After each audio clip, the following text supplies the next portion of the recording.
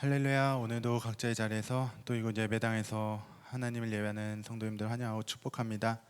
우리 오늘도 하나님께 온전한 영광 돌리며 하나님의 은혜 안에 거하는 시간 되기를 소원합니다. 우리 같이 나는 예배자입니다. 찬양하겠습니다.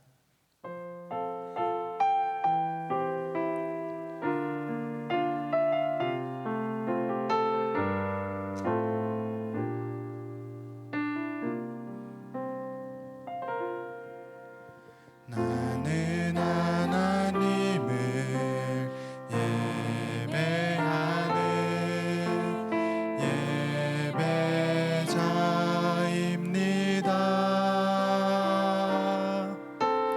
내가 서 있는 곳 어디서나 하나님을 예배합니다. 내 영혼 거룩한 은혜를 향하여 내 마음 완전한 하나님 향하여 이곳에서 바로 이 시간 하나님을 나는 하나님을 예배하는 나는 하나님을 예배하는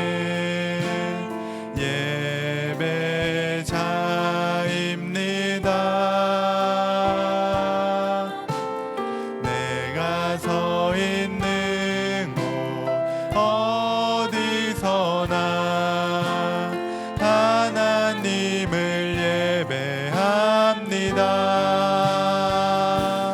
내 영혼 거룩한 은혜를 향하여 내 마음 완전한 하나님 향하여 이곳에서 바로 이 시간 하나님을 예배하 나의 평생에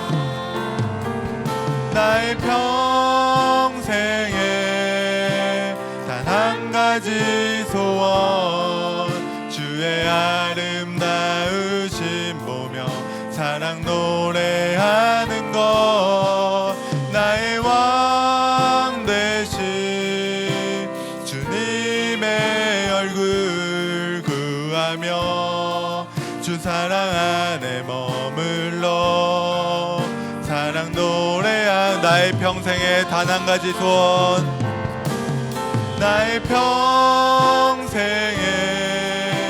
단 한 가지 소원 주의 아름다우심 보며 사랑 노래하는 것 나의 왕 되신 주님의 얼굴 구하며 주 사랑 안에 머물러 사랑 노래합니다.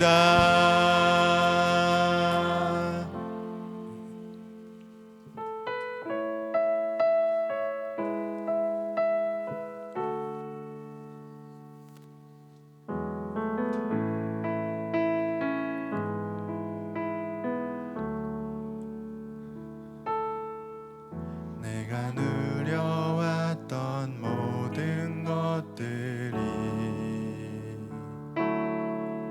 내가 지나왔던 모든 시간이 내가 걸어왔던 모든 순간이 당연한 것 아니라 은혜였소. 아침 해가 뜨고 저녁에 노을 봄의 꽃 향기와 가을의 열매 변하는 계절의 모든 순간이 당연한 것 아니라 은혜 내가 이 땅에 태어나 사는 것, 내가 이 땅에 태어나 사는 것, 어린아이 시절과 지금까지 숨을 쉬며 살며 꿈을 꾸는 삶, 당연한 것 아니라 은혜였어. 내가 하나님의 자녀로 살며, 내가 하나님의 자녀로 살며 오늘 찬양하고 예배하는 삶, 복음을 전할 수 있는 축복이 당연한 것 아니라 은혜, 모든 것이 은혜, 모든 것이 은혜, 은혜, 은혜, 한없는 은혜, 내 삶에 당연한 것 하나도 없었던 것을, 모든 것이 은혜, 모든 것이 은혜, 모든 것이 은혜, 은혜,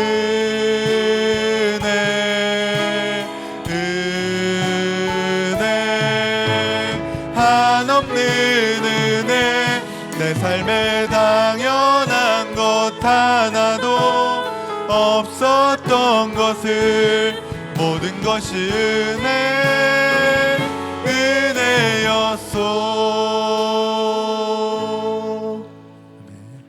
우리 다 같이 일어나셔서 내는 주의 영광을 보내 찬양하겠습니다.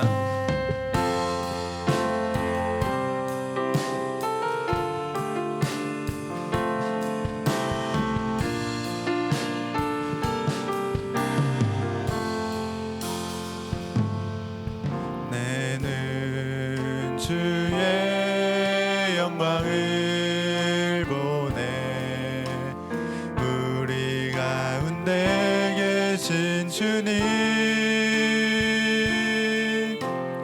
그 빛난 영광 온 하늘 덮고 그 찬송 온 땅 가득해. 내는 주의 영광을 보내 찬송 가운데 서신 주님, 주님의 얼굴은 온 세상 향하네. 권능의 팔을 드셨네. 주의 영광 이곳에 가득해. 우린 선의 주님과 함께 찬양하며 우리는 전진하리. 모든 열방 주 볼 때까지, 모든 열방 주 볼 때까지, 모든 열방 주 볼 때까지, 모든 열방 주 볼 때까지, 모든 열방 주 볼 때까지.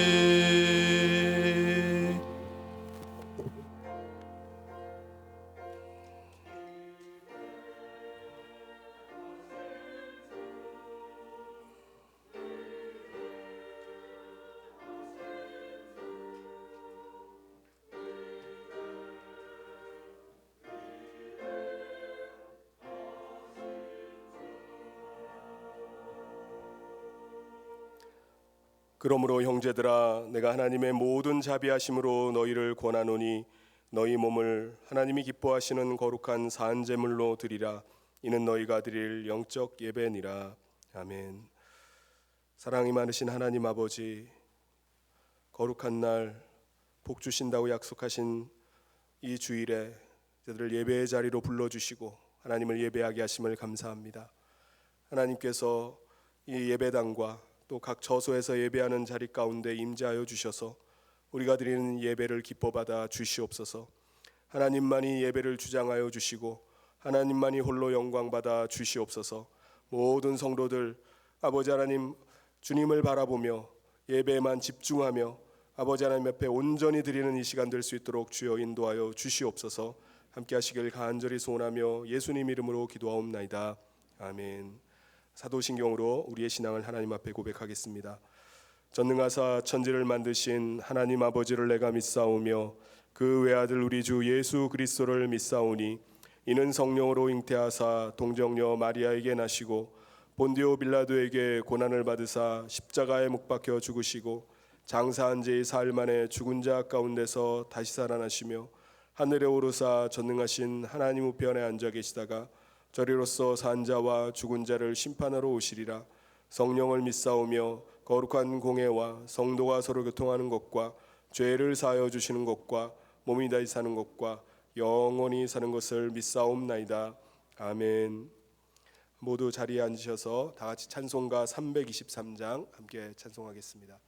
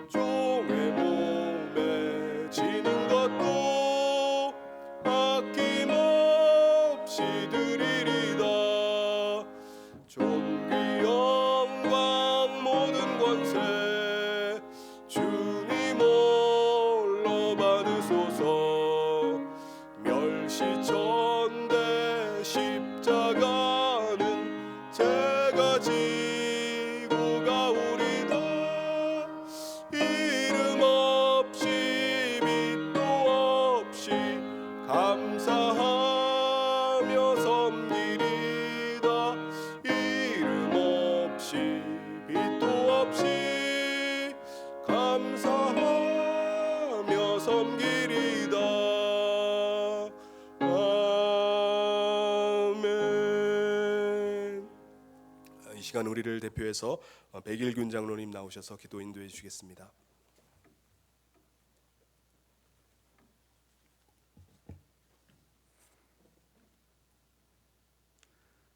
지금도 살아계셔서 역사하시는 하나님 아버지, 찬양과 경배를 받으시기에 합당하신 하나님 아버지의 크신 은혜와 사랑에 감사를 드립니다. 지난 한 주간의 삶도 저희들을 눈동자같이 보호하여 주셔서 복된 주일을 맞이하여 살아계신 하나님을 예배할 수 있도록 인도하여 주시니 감사와 찬양을 드립니다.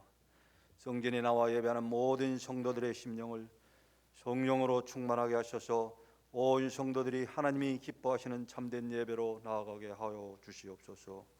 사랑의 하나님 아버지, 혼란스러웠던 2021년도 벌써 마지막으로 나가고 있습니다. 코로나19로 인하여 참으로 어둡고 막막했던 순간도 많았지만 그래도 하나님께서 저희들의 삶을 지키시고 돌보셨기에 여기까지 살았음을 고백합니다. 하나님 아버지, 앞으로의 삶도 주님께 모두 맡겨드립니다. 도와주시옵소서. 코로나 팬데믹 사태 속에서 어려움의 긴 터널을 지나 삶을 회복 단계로 준비하며 나갑니다.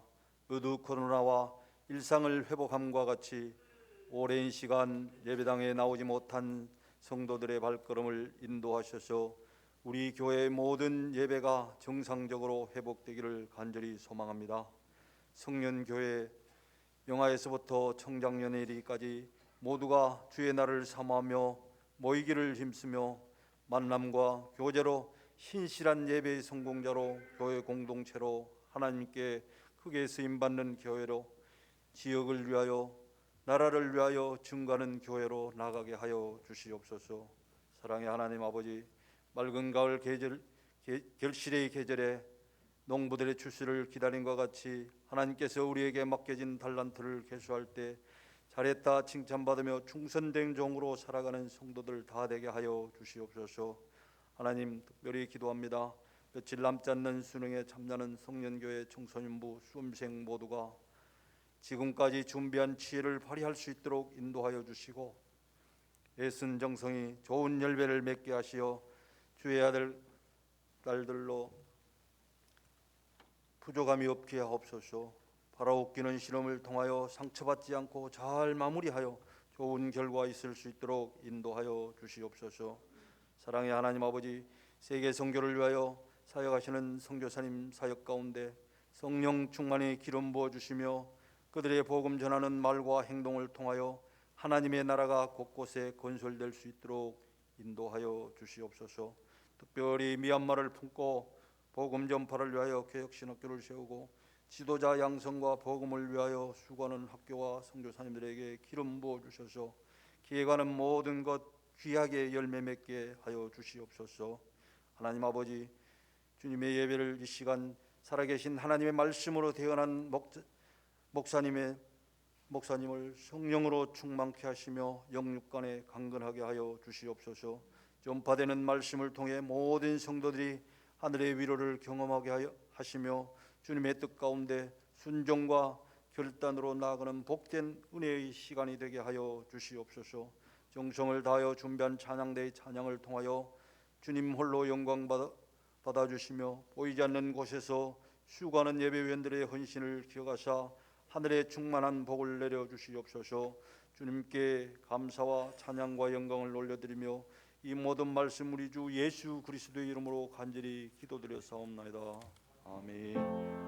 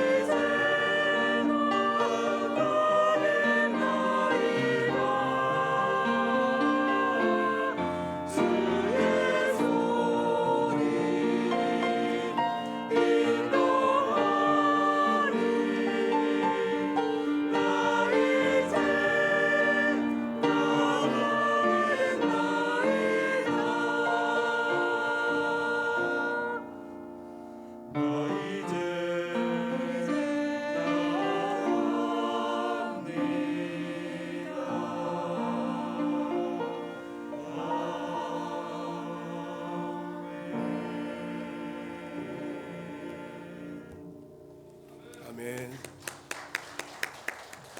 귀한 찬양 감사합니다. 하나님께 영광의 박수를 올려드립니다. 교회 소식 전해드리겠습니다. 위드 코로나 방역 지침에 따라서 11월부터 모든 예배를 현장 예배로 드리고 있습니다. 그리고 부득이한 사정으로 못 나오시는 분들을 위해서 온라인 예배도 가능하도록 계속하도록 하겠습니다. 추수감사주일이 다음 주입니다. 한 해 동안 하나님께서 주신 은혜를 감사하면서 드릴 수 있는 귀한 추수감사주일이 되기를 바라고요. 그리고 강단 장식을 위해서 과일이나 채소로 헌물하실 분들은 11월 19일 이번 주 금요일 저녁까지 4층 본당에 가져다 주시면은 장식하는 데 사용하도록 하겠습니다. 그리고 전교인 한마음 성경통독 이번 주에도 계속됩니다.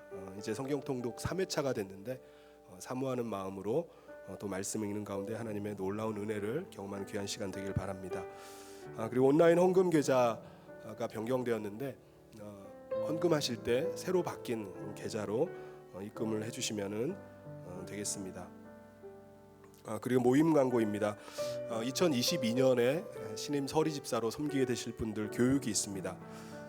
11월 28일 그리고 12월 12일 이틀을 잡았는데요. 양일 중에 하루를 참석하셔서 교육 받으시는 걸로 그렇게 하도록 하겠습니다. 장소는 6층에 있는 하늘정원에서 하도록 하겠습니다. 그리고 전도회 총회가 다음 주에 잡혀 있습니다. 우리 2부 예배가 끝난 이후에 각 전도회실에서 우리 총회를 가지면 되겠는데요. 지난 2년 동안 우리 코로나로 인해서 모임을 갖지를 못했는데 이제 위드 코로나로 소그룹 모임들이 가능해진 가운데 있기 때문에 각 전도회 총회를 갖고자 합니다. 그래서 우리 총회 임원이 누군지도 좀 잘 모르실 텐데 각 게시판에 이렇게 붙여놨어요. 그래서 한번 확인하시고 또 회원들 연락을 하셔서 함께 얼굴도 보고 함께 모임을 가지면서 내년도 또 사역을 함께 계획하는 귀한 시간 되기를 바랍니다. 그래서 좀 적극적으로 전도회 모임을 가질 수 있기를 부탁드립니다. 하나님께서 오늘 우리에게 주신 말씀 함께 보도록 하겠습니다. 사도행전 1장 7절 8절 말씀입니다. 제가 봉독해 드리겠습니다. 이르시되 때와 시기는 아버지께서 자기의 권한에 두셨으니 너희가 알 바 아니요 오직 성령이 너희에게 임하시면 너희가 권능을 받고 예루살렘과 온 유대와 사마리아와 땅 끝까지 이르러 내 증인이 되리라 하시니라. 아멘. 우리가 살아가는 이 시대는 주님이 말씀하셨던 마지막 때에 나타날 여러 가지 징조들을 보여주고 있습니다. 이 마지막 시대를 살아가는 우리에게 가장 중요한 건 뭘까요? 예수님께서는 세 가지를 말씀해 주십니다. 오늘 읽었던 말씀에 보면은 첫째, 마지막 때와 시기는 아버지의 권한에 있기 때문에 너무 관심을 갖지 말라는 거예요. 두 번째는 성령을 받으라는 것입니다. 세 번째는 성령의 사람이 되어서 증인의 삶을 살라는 것입니다. 그런데 예수님의 이 말씀을 들은 당시의 제자들은 관심이 다른 데 있었어요. 도대체 언제 이 고생이 끝나고 하나님 나라에서 좀 대접받으면서 편하게 살 수 있을까? 그게 제자들의 관심이었습니다. 그들은 증인의 삶에 관심을 갖기보다는 어떻게 하면 높은 자리에 앉아서 편안한 삶을 살 수 있을까? 그게 그들의 관심이었어요. 오늘 여러분의 관심은 어디에 있습니까? 현재 당면하고 있는 여러 가지 문제들, 그리고 또 제자들이 가지고 있었던 관심처럼 좀 더 나은 삶, 좀 더 편한 삶이 주된 관심일 수도 있습니다. 그런데 우리 주님은 마지막 시대를 사는 우리에게 마지막 시대의 사명에 관심을 갖기를 원하십니다. 우리가 성령의 사람이 되어서 증인의 삶을 살기를 우리 주님은 원하시고 계십니다. 여러분, 우리 그리스도인은 누구입니까? 예수님을 증거하는 사람입니다. 한마디로 우리 그리스도인은 증인입니다. 예수님에 대해 묻는 사람에게 예수님이 누구신지를 증언하는 것이 우리 그리스도인의 소명입니다. 하나님의 뜻은 왜 우리가 증인되어야 증인되는 것일까요? 왜 우리가 증인되기를 원하시죠? 왜냐하면 하나님의 뜻은 예수님을 통해서 다 이루어졌기 때문에 그렇습니다. 예수님께서 계속해서 말씀하신 것 가운데 너희는 나를 믿으라 이런 말씀하세요. 너는 나를 본고로 믿느냐? 보지 못하고 믿는 것이 복되도다. 내 말을 믿으라. 왜 예수님이 이렇게 계속해서 나를 믿으라고 이렇게 하실까요? 예수님이 곧 하나님이시기 때문에 그렇습니다. 마태복음 10장 40절에 너희를 영접하는 자는 나를 영접하는 것이요 나를 영접하는 자는 누구를요? 나를 보내신 이를 영접하는 것이다 말씀했습니다. 요한복음 14장 9절에도 나를 본 자는 누구를 봤다고요? 아버지를 보았거늘 어찌하여 아버지를 보이라 하느냐. 그러므로 예수님을 증거하는 것이야말로 하나님의 뜻을 이루어 드리는 것입니다. 여러분, 인류 최대의 선언, 최고의 선언은 뭘까요? 바로 예수님께서 십자가 위에서 하신 다 이루었다는 선언입니다.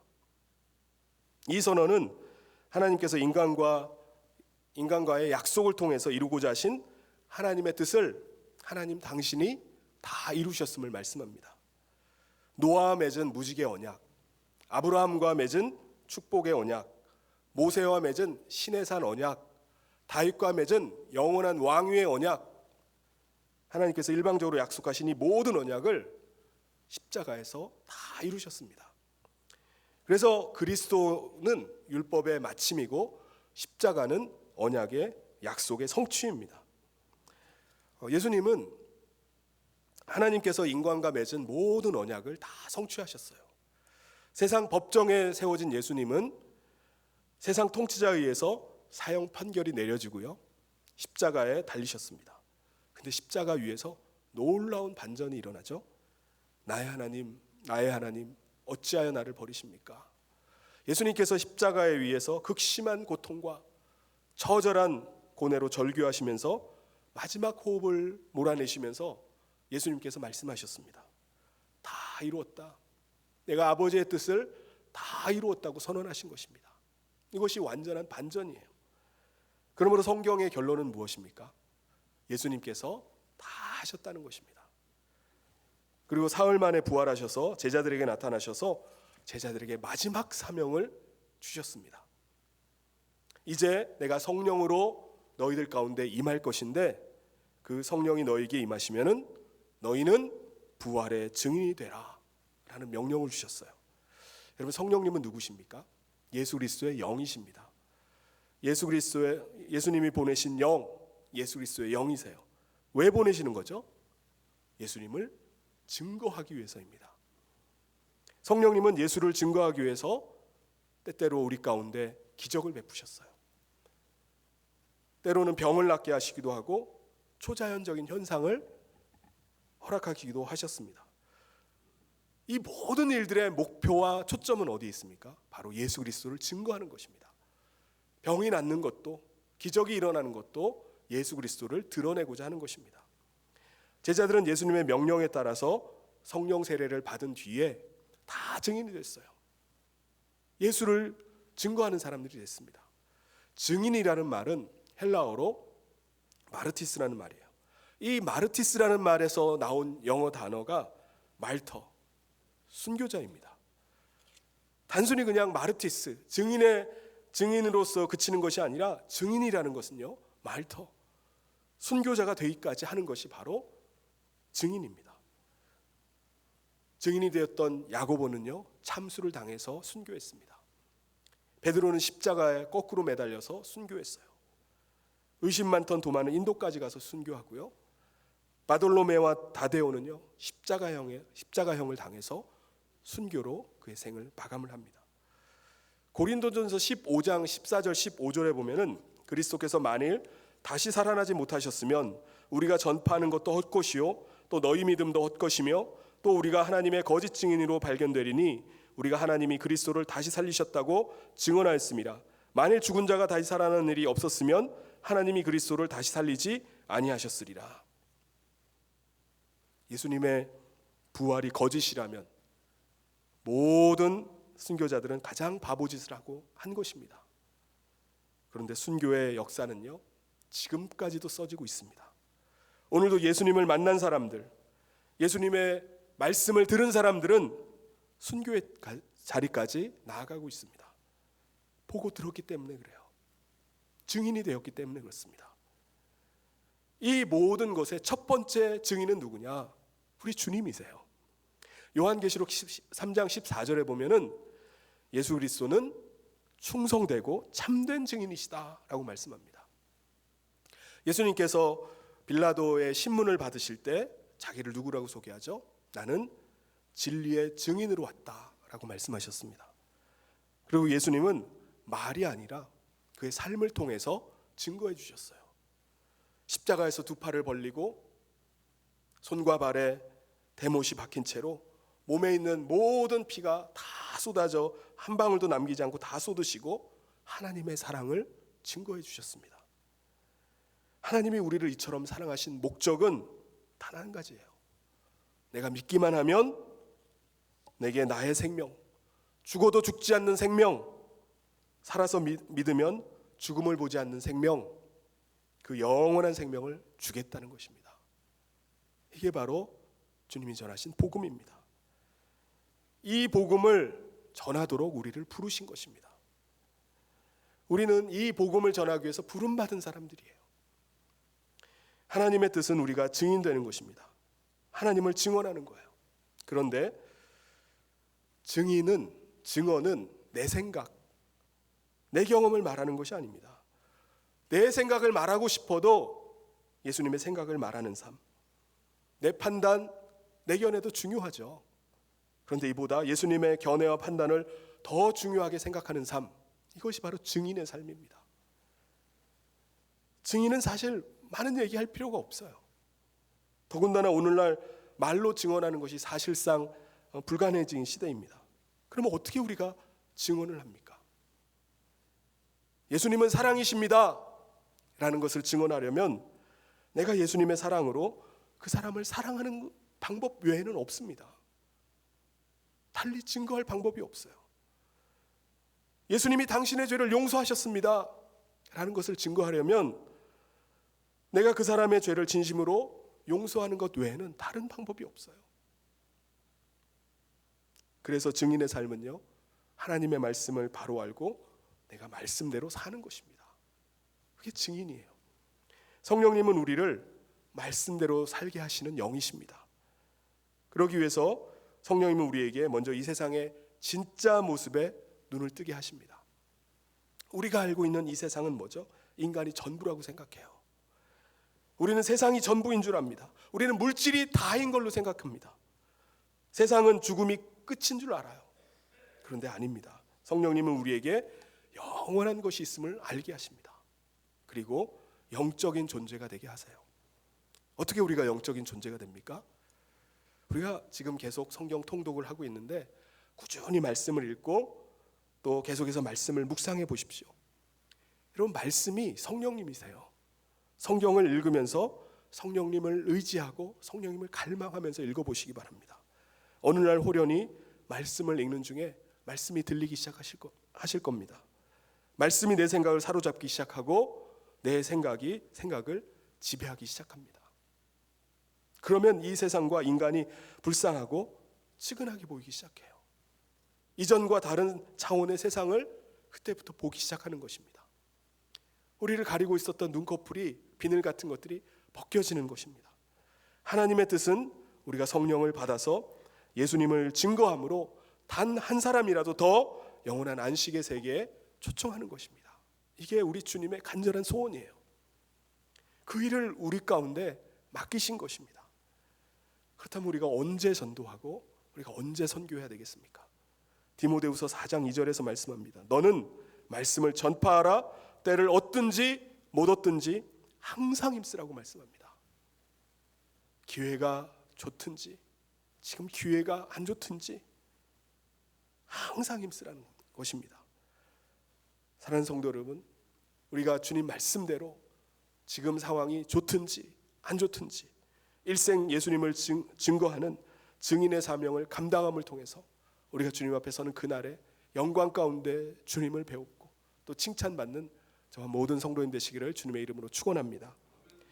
성령님께서 우리 원로 목사님 부부를 미얀마 땅으로 또 보내셔서 미얀마 개혁신학교를 설립하게 하시고 또 주님의 마지막 지상 명령을 감당하게 하셨습니다. 미얀마 개혁신학교는요, 한마디로 하나님의 은혜라고 말할 수 있습니다. 그곳에 많은 성도님들의 헌신이 있었고요, 많은 기도 가운데 그 땅에 신학교가 세워졌습니다. 이 시간에 미얀마 개혁신학교의 초창기부터 또 가까이서 지켜보시고 또 지금은 우리 개혁신학교 이사로 들어오셔서 함께 학교를 섬기고 계시는 우리 김명희 선교사님께서 이 시간 나오셔서 선교 보고와 또 간증을 해주시겠습니다. 이 시간 올라오셔서 보고해 주실 때 할렐루야로 환영하도록 하겠습니다.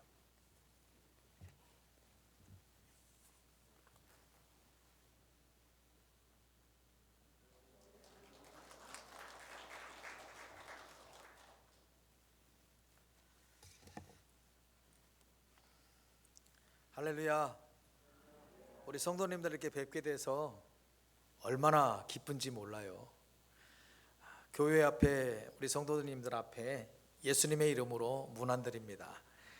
저는 아까 소개받은 대로 지금 미얀마에서 사역하고 있는 선교사입니다. 미얀마에서 가장 큰 도시가 양곤이라고 하는 도시인데요. 그 양곤이라고 하는 도시에서 북쪽으로 한 70km 정도 떨어져 있는 곳에 바고라고 하는 도시가 있어요. 그 바고는 버마족들이 살고 있는 도시입니다. 그 도시에서 저는 버마족을 전도하는 그런 사역을 하고 있습니다.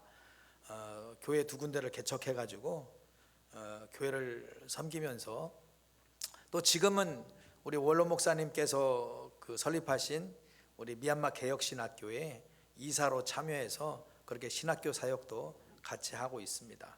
또 그 미얀마의 식수 문제가 굉장히 어렵기 때문에 저는 이제 우물도 파고 그리고 또 정수도 해주고 이러면서 그렇게 구제 사역도 같이 겸하는 그런 사역을 하고 있어요. 근데 제가 오늘 여러분께 좀 말씀을 드리고 싶은 것은 우리 미얀마 개혁신학교와 우리 원로 목사님의 사역에 관한 것입니다. 제가 우리 원로 목사님을 처음에 미얀마에서 뵙게 된 것은 2017년 6월 정도로 제가 기억이 돼요. 저는 사실은 그때 미얀마에 들어갔습니다. 저는 본래 중국에서 사역하는 중국 선교사였습니다. 중국에서 한 20년 정도 사역을 했는데요. 그 신학교와 교회를 개척해서 섬겼죠. 그러다가 이제 중국에 사드라고 하는 문제 때문에 외교적 마찰이 생겼어요. 우리나라와 중국 간에. 그래서 사역을 하고 있던 중국의 선교사들이 대거 적발이 돼가지고 공안에 체포가 돼서 추방이 됐습니다. 그 가운데 저도 이제 추방이 됐지요. 저는 2004년에 신학교 사역을 하다가 1차적으로 옥에 갇혔다가 추방된 경험이 있습니다. 두 번째 이제 옥에 갇히게 됐는데 우리 GMS라고 하는 우리 교단 선교부에서 전과 2범이 접니다. 유일한 전과 2범. 그래서 저는 이제 미얀마를 갈 때 사실은 제가 나이가 적지는 않아요. 젊지 않아요. 그래서 그때 61살이었는데 그때 새로운 데로 가기가 좀 쉽지 않았습니다. 그런데 주님께서 저를 그쪽으로 인도하신다는 강력한 느낌을 받았습니다. 그래서 처음에 미얀마로 도착을 해서 이제 저도 예배를 드려야 되잖아요. 예배를 드리려고 한인교회 가는 승합차에 올라탔는데 그곳에서 놀랍게도 우리 백운영 원로 목사님을 만나게 된 거예요. 저는 사실 백운영 목사님에 대해서 그 고명을 익히 들어 알고 있었습니다. 왜냐하면 우리 종신대학교 신학대학원 이외의 산에 송전탑 75만 볼트가 흐르는 송전탑 문제로 굉장히 큰 마찰이 있었던 때가 있었거든요. 그런데 그 송전탑 밑에서 아주 교계 존경받고 계시는 한 목사님이 금식 내지 단식을 하고 계시다는 소식을 들은 거예요. 그때 그분이 백운형 목사님이셨고 저는 또 제가 자란 교회가 성현교회입니다. 판교 성현교회. 그러니까 우리 백 목사님의 얘기를 들으면서 정말 존경받을 만한 분이시다 이렇게 생각을 하고 있었던 차에 미얀마에서, 그것도 버스 안에서 뵙게 된 거예요. 근데 우리 목사님의 처음 뵌 인상이 그 노구를 이끌고, 또 우리 잘 아시는 대로 건강이 좋지 않으시잖아요. 거동이 불편하시지 않습니까? 그리고 일단 말씀을 어눌하게 하세요. 그러니까 만약에 영어로 하신다면 발음이 안 들리겠죠. 근데 이런 육체적인 그런 어려움을 가지고도 무릅쓰고 미얀마 그 척박한 땅에 와서, 선교사들이 별로 좋아하지 않거든요. 미얀마 너무 발전하지 않아서 의료시설도 좋지 않은 곳 아닙니까? 그런데 건강하지 못하신 분이 그곳에 오셨어요. 연로하신 분이.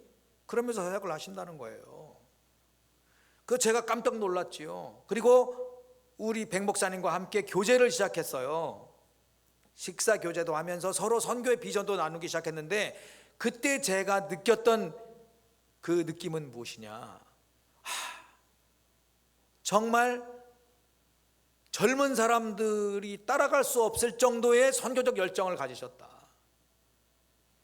그리고 냉철하리만치 그 뛰어난 선교적 지형에 대한 분석력, 그리고 확고한 비전을 갖고 계신 분이라 그것을 깨달았어요. 느끼고요. 그때 우리 원로 목사님 뵐 때 구약의 갈렙이 오버랩되고 신약의 속사도 중에 폴리겹이라고 하는 분, 그분의 생각이 그냥 우리 원로 목사님 뵈면서 받았던 느낌입니다. 제가 좀 부끄러웠어요. 아까 저도 나이가 적지 않다고 그렇게 얘기했잖아요. 그 생각이 바로 아주 꼰대 생각이었어요. 저보다 훨씬 연세가 많으시고 또 저보다 훨씬 열악한 환경에서, 저는 중국에서 사역해가지고 그때까지 중국에서 이 자리 다 잡았다고 생각을 했는데, 다시 왔을 때 느낌이 여러분 어떻겠어요? 한번 생각해 보세요. 그런데 우리 원로 목사님은 그 앞에 서니까 내가 너무나 부끄럽더라는 거예요. 그러면서 교제하는 중에 또 느낀 게 있습니다. 그 선교적 비전에 관련된 거라고 제가 말씀을 드렸잖아요. 미얀마 기독교에 우리가 그 선교적 지형을 한번 좀 제가 짧게 말씀을 드릴 필요가 있을 것 같은데, 여러분 우리가 잘 아실 거라고 믿어요. 미얀마는 135개 종족으로 이루어져 있는 다민족 국가입니다. 그래서 그것을 큰 카테고리로 나누면 8개 종족으로 나눌 수 있어요. 인구는 한 5,800만 명 정도 되고요. 그리고 그 기독교인의 분포는 약 한 5% 정도가 됩니다. 그러면 여러분 한 5,800, 6천만 명이라고 보고 5%면 한 300만 명 되죠? 그런데 그 8개 종족 중에 3종족 아주 그 인종 수가 적은, 인구 수가 적은 그 인종들이 있어요. 친족, 까친족, 까렌족, 꺼인족이라고도 말하는데, 그 종족 3종족을 합치면 한 300만 명 됩니다. 이게 5%예요. 그러면 여러분 나머지 5종족은 어떤 종족일까요? 완전한 미전도 종족이에요. 근데 그 중에서 그 버마족은 주종족인데 인구는 한 3,800만 명 정도 됩니다. 68% 정도 그렇게 인구 분포를 가지고 있는데, 그곳에는 복음이 들어온 지가 한 200년 넘었어요. 1813년에 미국의 아도니람 저드슨이라고 하는 뛰어난 그 침례교 목사가 있었습니다. 이분이 미얀마에 와서 버마족에게 복음을 전하고 싶었죠. 열심히 사역을 하셨는데, 그 뛰어난 역량에도 불구하고 지금까지 버마족은 복음화율 0.01%. 여러분 이게 그냥 통계라고 말할 수가 없는 거예요. 이 말은 한 명도 없다 이 말입니다, 여러분. 그러니까 버마족은요, 목사도 한 명도 없습니다. 전도서도 없고 신학생도 없고 장로도 없고 집사도 없고 권사도 없고 성도도 없고 아무도 없어요. 여러분 이런 지형에서 지금 3종족만 기독교를 받아들인 거예요. 친족은 98%, 까렌족 60%, 아니 저기 까친족 60%, 까렌족 40%. 여러분, 그런데 날 때부터 기독교인인 종족이잖아요, 그죠? 그런데 그 기독교의 모습이 어떠냐? 인도 접경에는 완전한 신비주의적 기독교, 주로 기독교가 하는 일은 귀신 쫓아내는 일이다, 이렇게 생각하는 그런 기독교가 있습니다. 두 번째, 그들은 대부분 말씀이 없기 때문에 말씀 없는 기독교는 어디로 가느냐? 기복주의적 신앙으로 가는 거예요. 이거는 아주 명확한 것입니다. 그래서요, 여러분, 그 미얀마 사역자들은 성경을 정말 몰라요. 우리 구약에 나오는 그 역사적 사항들을 잘 모릅니다. 그러면서 사역을 해요. 그러니까 아까도 제가 말씀드렸던 것처럼 그 신앙에 확고한 뿌리가 없다 보니까 그 신앙이 가장 위험한 곳으로 흘러요. 그게 뭡니까? 다원주의적 기독교예요. 종교 다원주의적 기독교. 아도니람 저슨이 처음에 와서 미얀마의 개종자를 얻기가 너무나 어려웠습니다. 그분이 성경을 번역을 하셨는데 성경을 번역하는 과정 중에서 완전하게 은혜를 받지 못한, 중생을 했다고 여길 수 없는 그 사람을 통해서 번역을 하기 시작했어요. 그러다 보니까 그 성경 용어를 대부분 뭘로? 불교 용어를 100% 차용을 해가지고 성경을 번역했습니다. 여기에 문제가 있는 거죠. 제가 한번 예를 들어보면, 우리가 하나님이라고 하는 단어는 미얀마어로 페야다킹입니다. 페야다킹, 페야라고 부르는데, 이 페야는요, 부처도 페야, 우리 하나님도 페야. 힌두교에 가면은 그 힌두교 성전에 수많은 잡신들이 있어요. 다 페야예요, 다 페야. 도대체 유일하신 하나님을 표현해 줄 수 있는 그 이름이 아닌 거예요. 여러분, 주님, 이 주님이라는 단어도 꼬러라고 하는 단어인데 모두가 꼬러예요. 힌두교의 잡신도 꼬러, 미신 정령신학의 그 신도 꼬러, 우리 예수님도 꼬러, 부처도 꼬러. 여러분, 이게 무슨 변별력이 있겠어요? 또 우리 기독교는 주의를 우리의 목숨같이 지킵니다. 여러분, 그거 맞죠? 확실히 맞죠? 네. 우리는 목숨이에요, 주일은. 근데 불교에 주일이 있습니까? 그냥 가고 싶을 때 가는 거 아닙니까, 절에? 그들은 절에 가는 날을 우뽕래라고 합니다, 우뽕래. 근데 우리 주일이 우뽕래예요. 그러니까 이 사람들이 교회 나올 때 우뽕래 가는 느낌으로 오는 거예요, 여러분. 그러니까 신학교에서 뭐라고 가르치냐면 예수 이외에 다른 신에게도 구원이 있다고 가르친다고. 여러분, 이게 얼마나 안타깝습니까? 불교에 구원이 있다고 가르쳐요. 여러분, 이 기독교가 진짜 기독교예요, 가짜 기독교예요? 대답 한번 해보세요. 속 터지죠, 그렇지 않습니까? 김명희 선교사는 그 모습을 보면 아주 속 터져요. 우리 목사님과 원로 목사님과 대화를 하는 중에 뜨거운 교감이 이루어지는 거예요. 이게. 우리가 이 미얀마에 5%의 기독교가 있다고 하는데 이대로 좋은가? 바꿔야 되지 않겠느냐는 거죠. 어떻게 이 기독교 신앙을 회복시킬 수 있을까? 우리 주민이 원하는 모습으로 교회를 회복시킬 수 있을까? 그것은 바로 하나님, 유일하신 하나님을 증거하는 하나님 주권 사상, 오직 창조자, 통치자, 섭리자 여호와 하나님을 증거해야 되고, 유일하신 구원자 예수 그리스도를 증거해야 되죠. 또 여러분, 기독교의 예배라고 하는 것, 주일날 모여가지고 간단하게 예배드리고 가서 완전하게 주중에 하나님 다 잃어버리고 똑같이 세상 사람들과 더불어 사는 것, 이런 모습이 기독교는 절대 아니죠. 여러분 동의하실 줄로 믿습니다. 기독교가 뭘까요? 여러분, 살아계신 하나님이라고 하는 뜻은 하나님의 말씀이 우리의 삶 모든 영역에 선포되고 집행되고 수행되는 걸 말하는 거예요. 이걸 우리는 뭐라고 말하느냐? 삶의 체계로서의 기독교, 삶의 체계로서의 하나님의 말씀, 이 세상을 해석하는 모든 우리의 시각은 성경이다. 월드뷰, 세계관이라고 하는 거예요. 여러분, 이것이 온 땅에 펼쳐져 나가야 하는 것이 기독교인의 사명이에요. 하나님 나라의 선포, 하나님 나라의 확장, 하나님 나라의 확립, 이게 우리의 사명이에요.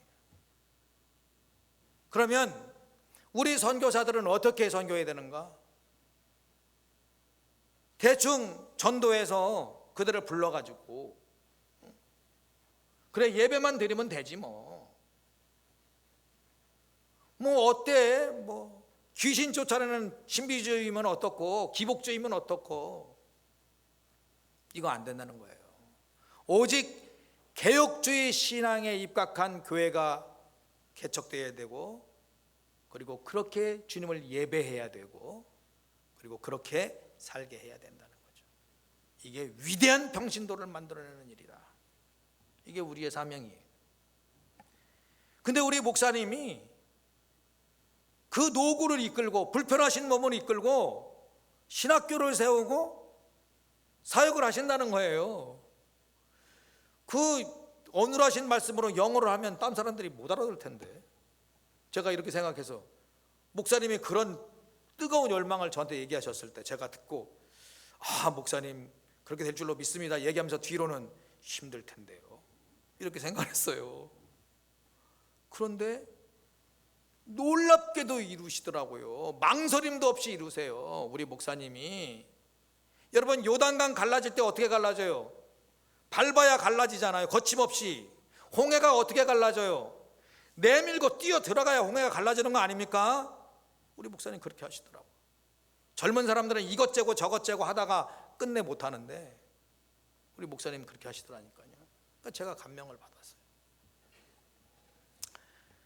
제가 목사님의 그 말씀을 듣고, 저는 할 일이 많아가지고 제가 바고에서 저도 최초로 간 사람이에요. 그러니까 바고에 맨 처음으로 가가지고 지금껏 저와 제 아내 둘만 거기 살고 있고 한국 사람 없어요. 그러니까 저도 바쁘잖아요. 처음부터 끝까지 다 제가 해야 되는데, 목사가 없으니까 설교를 누가 합니까? 제가 해야 되는데, 미얀마 말도 잘 못하면서 굉장히 바빠요. 설교 준비 한국에 있을 때는 제가 한 하루만 하는데 거기는 일주일 동안 해야 돼요. 왜? 말을 해야 되니까. 그러니까 바쁘죠. 제가 목사님과 동참을 못 했는데 우리 목사님의 그 열정에 저도 사로잡혔어요. 그래서 참여를 했고, 지금 우리 GMS 선교사 저를 포함한 4사람이 이사로 참여를 하고 있습니다. 그리고 저는 거기서 놀랐던 게 뭐냐면, 놀란 게 너무나 많네, 생각 말씀드리다 보니까 우리 목사님 거기에서 배출된 제자들의 모습이에요. 정말 잘 가르치셨더라고요. 성공적으로 가르치셨어요. 목사님의 제자들, 거기 그 신학교의 교수들, 패컬티들이 상당히 신실합니다. 제가 그거 보고 놀랐어요. 우리 목사님은 어떻게 이런 신실한 그 제자들을 길러내셨지? 이런 생각도 했고요. 이렇게 또 우리 선교사들과 그 패커들이 같이 연합하니까 또 잘 나가요. 뭔가 소망이 생긴 것 같아요. 그렇게 사역을 하다가 갑자기 코로나 팬데믹이 터졌어요. 미얀마는 코로나를 관리할 수 있는 능력이 없는 나라입니다. 가난해서. 그러니까 의료시설이 나쁘잖아요. 병원도 숫자가 적고. 그러니까 국가에서는 어떻게 관리를 하냐면 마을과 마을 사이에 이동을 금지시켰어요. 그리고 모든 모임을 금지시켰습니다. 학교도 그 문을 닫았고요. 은행도 문 닫고 관공서까지도 문 닫고, 그리고 또 더 중요한 건 공장도 문을 닫았습니다. 완전히 봉쇄를 했어요. 그러니까 우리가 어떻게 해야 되죠? 그러나 아까 우리 목사님 설교하실 때 때를 얻든지 못 얻든지 우리는 복음을 전해야 되니까 우리도 이제 비대면 수업으로 들어갔어요. 우리 학교도. 그런데 우리나라는 뭐 인터넷 사정이 좋으니까 우리는 열악한 인터넷 사정 가지고 비대면을 하기 시작했습니다. 굉장히 힘들었어요.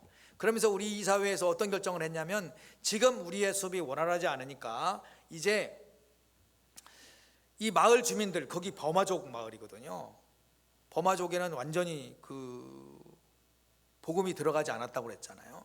그러니까 우리 신학생들과 더불어서 그 버마족의 마을로 들어가서 복음을 전해야겠다, 이렇게 방향을 전환하자, 이렇게 결의를 하고, 우리가 유치원에 있어서 그동안 그 마을 주민들과 친밀감을 쌓아오던 그런 일이니까 거기에 우리가 마을 주민들 가운데 어려운 사람들에게 이제 쌀이라든지 또 계란, 기름 이런 것들을 나눠주면서 그렇게 구제활동을 하면서 친밀감을 더 쌓아갔죠.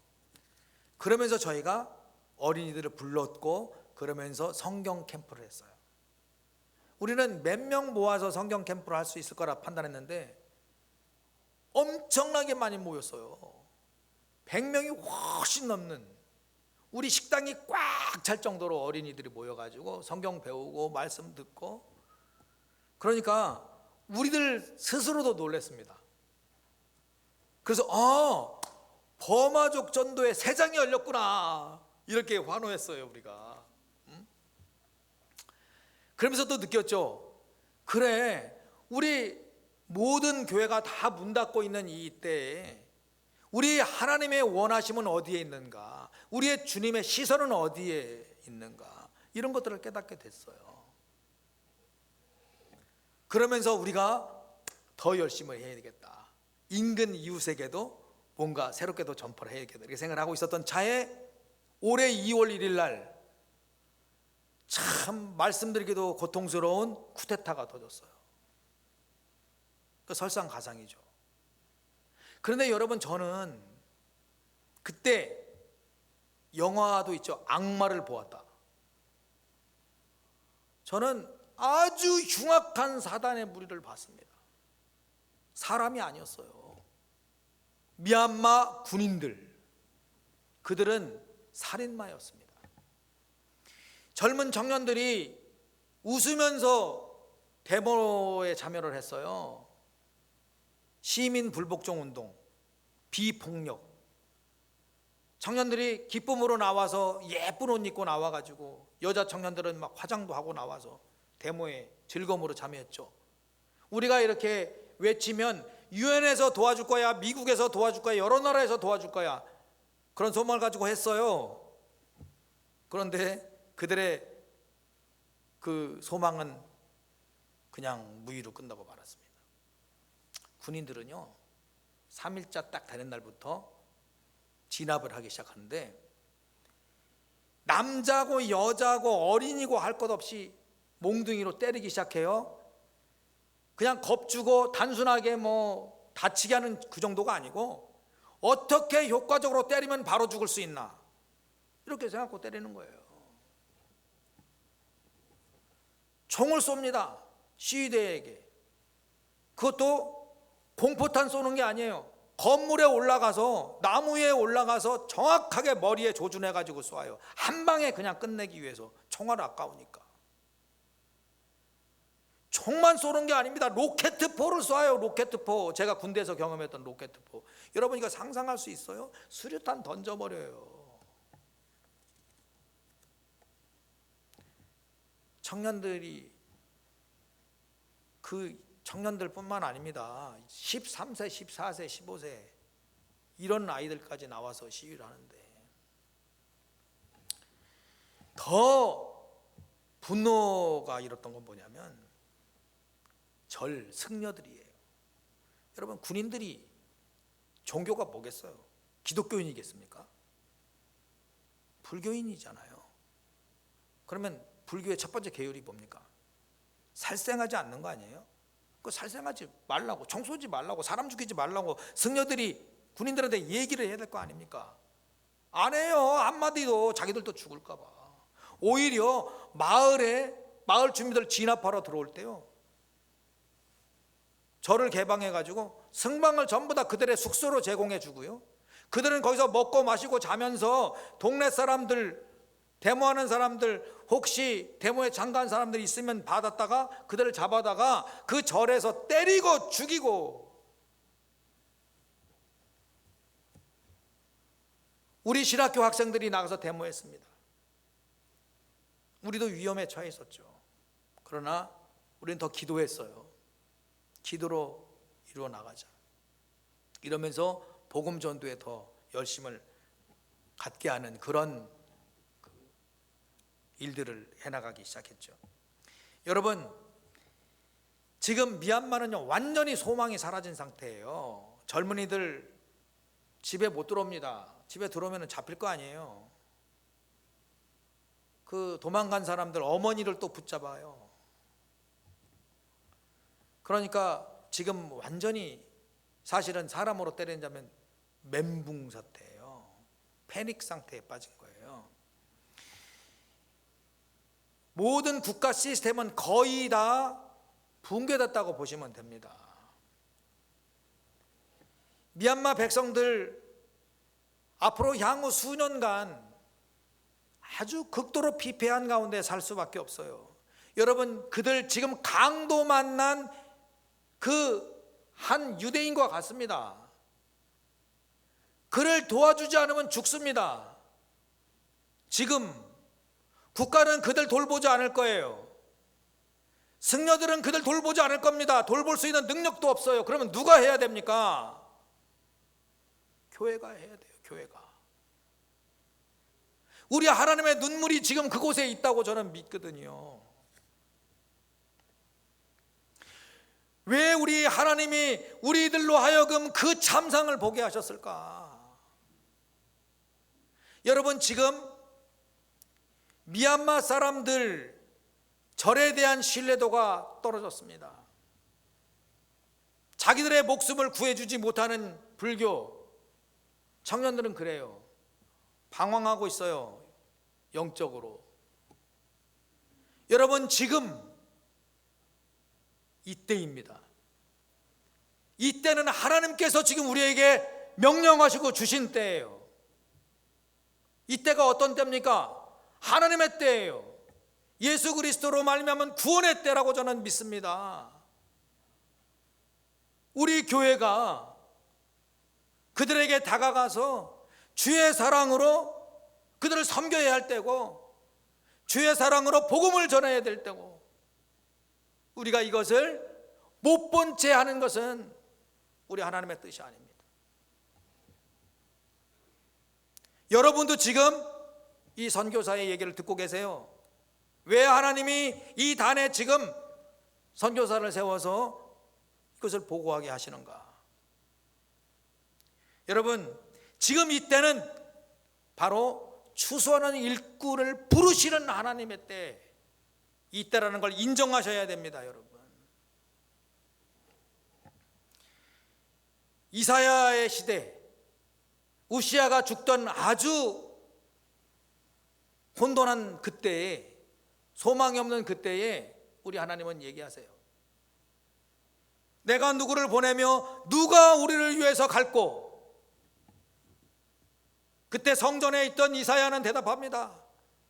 주여, 내가 여기 있나이다. 나를 보내소서. 이 고백이 저와 여러분의 고백이 되기를 소원합니다. 여러분, 주님의 부르심이 있다고 여러분 느껴지실 때 망설이시면 안 됩니다. 즉각 응답해야 돼요. 여러분, 왜 하나님이 우리에게 이 미얀마의 참상을 듣게 하셨을까? 그들의 비명소리를 듣게 하셨을까?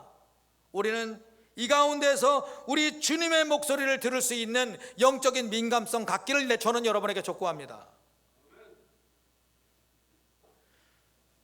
이 참상 속에서 울고 계시는 하나님의 모습을 바라보시기를 바랍니다.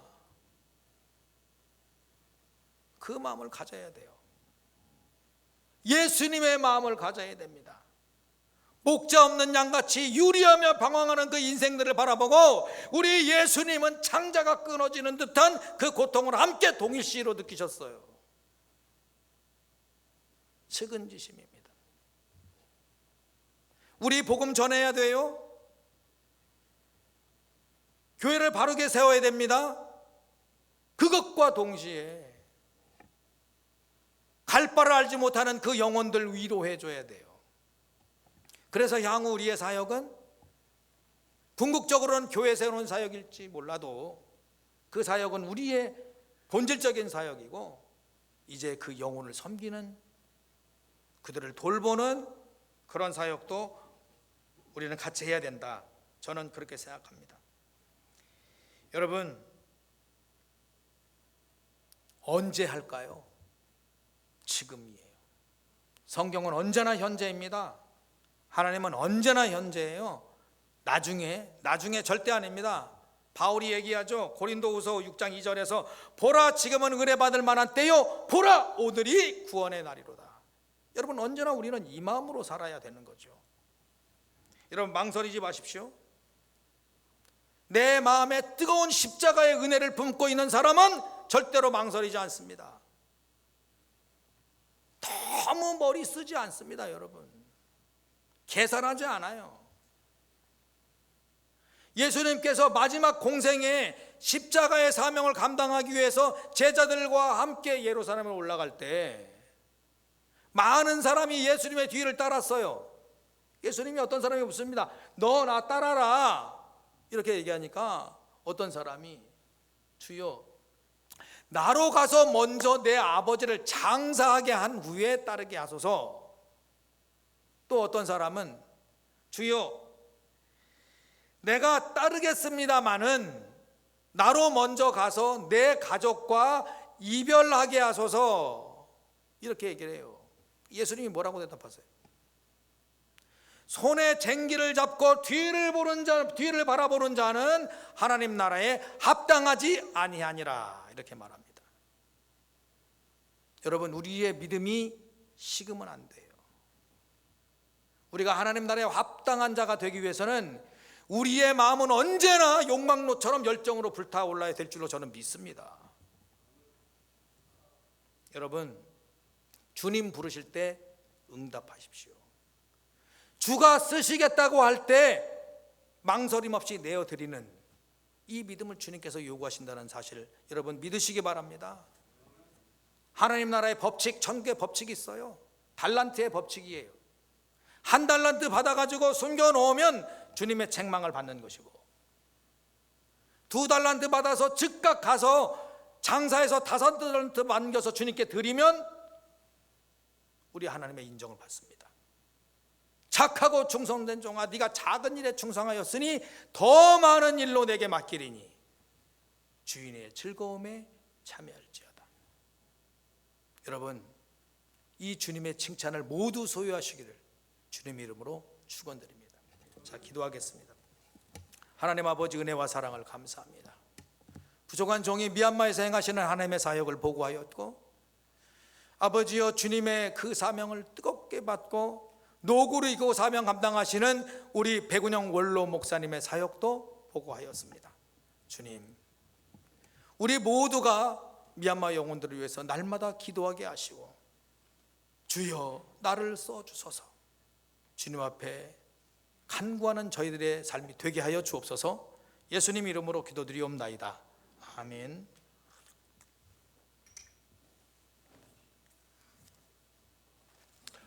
우리 김명희 선교사님의 귀한 선교 보고와 또 간증 말씀 감사를 드립니다.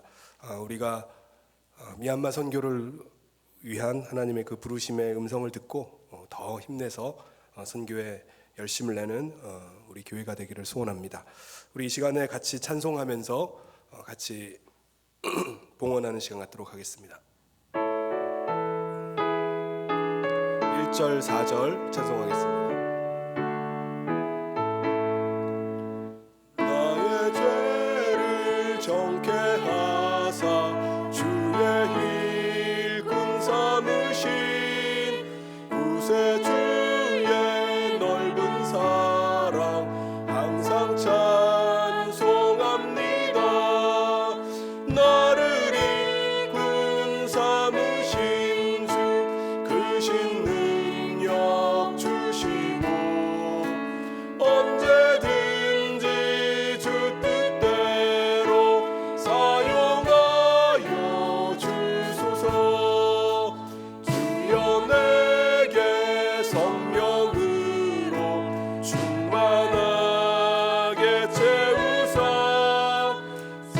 강수가 강물처럼 흐르게 하옵소서.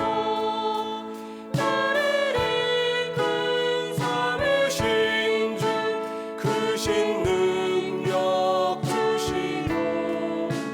언제든지 주 뜻대로 사용하여 주소서. 아멘. 드린 예물 위해 함께 기도하겠습니다.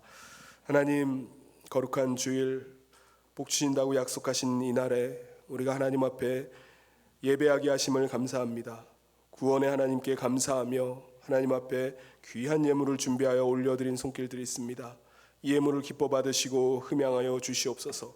모든 구별된 예물 가운데 축복하여 주시고, 우리가 이 세상에서 물질로 인해서 시험당하지 않게 하여 주시고, 축복의 통로되는 삶 살 수 있도록 날마다 함께하여 주시옵소서. 우리 모든 성도들이 이 땅에 사는 동안에 세상을 위해 사는 것이 아니라 일생 성령의 사람으로 증인된 삶을 살게 하여 주시옵소서. 어려운 상황 가운데 있지만 날마다 힘주시고 도우시는 성령님의 인도 가운데 살아갈 수 있도록 함께하여 주시옵소서. 특별히 수능 시험을 앞두고 있는 주의 자녀들과 함께하여 주시기를 소원합니다. 하나님을 의지하고 믿음으로 마지막까지 최선 다하게 하여 주시고 좋은 결과를 얻을 수 있도록 주께서 인도하시고 붙들어 주시옵소서. 주의 성령께서 또 은혜 베풀어 주셔서 오늘 또 말씀을 증거해 주신 우리 김명희 선교사님 부부 이제 11월 23일 날 또 미얀마로 출국하는 가운데 함께하여 주시고, 또 그곳에서 사역하는 가운데 성령님의 놀라운 역사들이 날마다 일어나 예수 그리스도가 만방 가운데 계속해서 증거되어진 역사가 있게 하여 주시옵소서. 주께서 오늘도 함께하여 주시고 인도하시기를 간절히 소원하며 감사하며 예수님 이름으로 기도하옵나이다. 아멘. 지금은 우리 주 예수 그리스도의 은혜와 하나님 아버지의 사랑하심과 성령님의 감동 교통 위로 축복하심이 마지막 시대에 주님이 주신 그 사명 감당하기 위해 예수 그리스도의 증인의 삶을 살고자 다짐하며 나아가는 사랑하는 모든 성도들 위해 지금부터 영원토록 함께 있을지어다. 아멘.